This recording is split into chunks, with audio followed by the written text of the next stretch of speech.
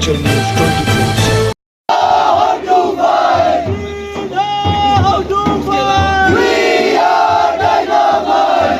SFI की राज्य committee ने तमाम छात्र समुदाय को लामबंद करते हुए राजभवन का घेराव किया।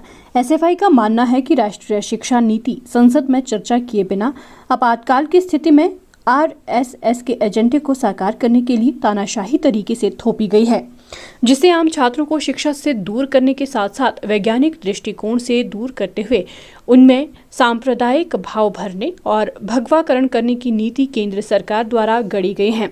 राष्ट्रीय शिक्षा नीति में केंद्र सरकार द्वारा अनुसूचित जाति व अनुसूचित जनजाति को आरक्षण देने का जिक्र तक नहीं है, जिससे ये साफ झलकता है कि केंद्र सरकार अनुसूचित जाति एवं अनुसूचित जनजाति को शिक्षा से कोसों दूर रखने का काम कर रही है।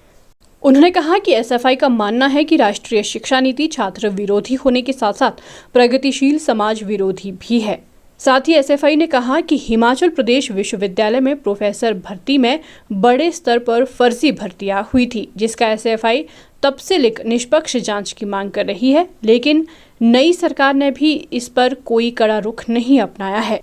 उन्होंने कहा कि हिमाचल प्रदेश विश्वविद्यालय में वाइस चांसलर तक नहीं है।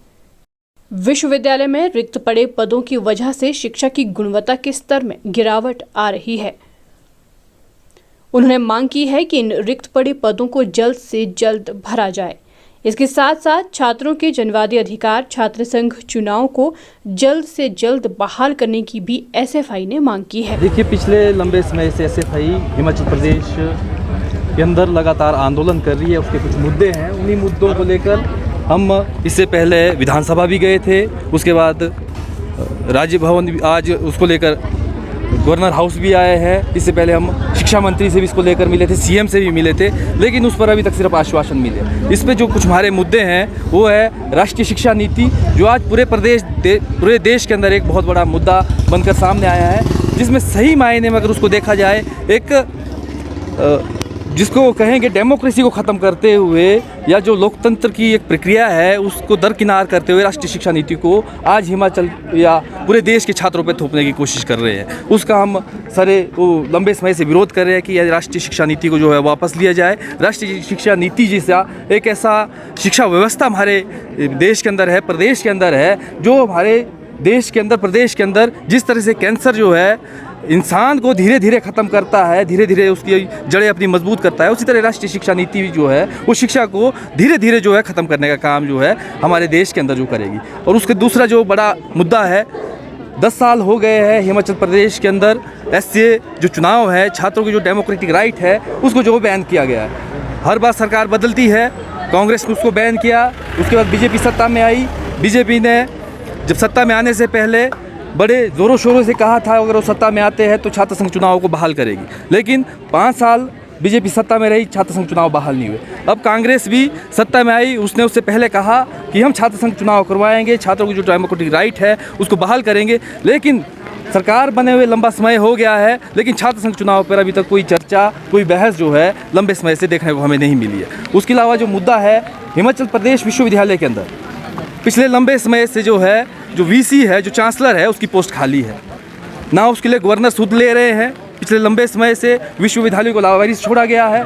हम चाहते हैं कि जल्द से जल्द वहाँ पे वीसी को अपॉइंट किया जाए। जो पिछले लंबे समय से हिमाचल प्रदेश विश्वविद्यालय के अंदर घोटाले हुए, वो चाहे वहाँ पे भर्तियों का घोटाला हो, जो वहाँ पे रिक्रूटमेंट गई थी प्रोफेसरों की, उसमें 70% जब आरटीआई के माध्यम से हमने उसको निकाला, उसमें खुलासा किया कि 70% जो है वहाँ पे प्रोफेसर जो है इनलीगल रिक्रूट किए गए हैं। उसको लेकर जो है जब तक वहाँ वीसी नहीं बैठते हैं उस पर कोई कार्रवाई नहीं की जाएगी। गवर्नर साहब उसको अभी तक दर्शक बन के देख रहे हैं, इसलिए हम उसका घेराव करने भी यहाँ आए हैं। और एक बहुत बड़ा मुद्दा हिमाचल प्रदेश के अंदर है, पिछले 5 सालों से हिमाचल प्रदेश के अंदर हाई कोर्ट के अंदर एक मुद्दा फंसाया गया है, जिसमें जो प्रोफेसर है कॉलेज के अंदर उनकी जो है प्रमोशन का। अब आज 5 साल हो गए, हिमाचल प्रदेश के अंदर 104 कॉलेज ऐसे हैं जहां पर प्रिंसिपल नहीं है। अब बिना प्रिंसिपल के, बिना वीसी के किस तरह से कैंपस चलेगा, किस तरह से यूनिवर्सिटी चलेगी, किस तरह से कॉलेज चलेंगे, हम इस बात को नहीं समझ पा रहे। और सरकार इसको लेकर क्या कदम उठा रही है, क्या बात कर रही है, उसको लेकर उसका कोई बयान नहीं है। शिक्षा मंत्री आज उनको शिक्षा से ज़्यादा जो उनके बयान हैं तो ज़्यादातर PWD के आते हैं, कहीं रोड बन रहे हैं नहीं बन रहे हैं, लेकिन शिक्षा को लेकर वो कोई सुध नहीं ले रहे। इतने बड़े बड़े भ्रष्टाचार, इतने बड़े घोटाले हमारे प्रदेश के अंदर शिक्षा के क्षेत्र में हो रहे हैं, लेकिन उस पर कोई भी बयान जो है हमारी सरकार, हमारे शिक्षा मंत्री, यहाँ तक कि गवर्नर, जिनका काम है स्टेट के अंदर लॉ एंड ऑर्डर बनाने का, गवर्नर साहब जो है, चांसलर है विश्वविद्यालय के, शिक्षा का स्तर उन्होंने देखना है किस तरह की शिक्षा देनी है, उसको लेकर अभी तक कोई बात जो है गवर्नर साहब भी नहीं कर रहे। इस मुद्दों को लेकर आज हम यहाँ पे मिलने आए हैं, हमारा धरना है, और उसके बाद जो है गवर्नर साहब से हम मिलेंगे, उनके पास भी हम अपनी बात रखेंगे। अगर आने वाले टाइम में जो हमारे आंदोलन है, जो हमारी लड़ाई है, जो हमारी मांगे हैं, उसको हमने सरकार के पास भी गए, अब गवर्नर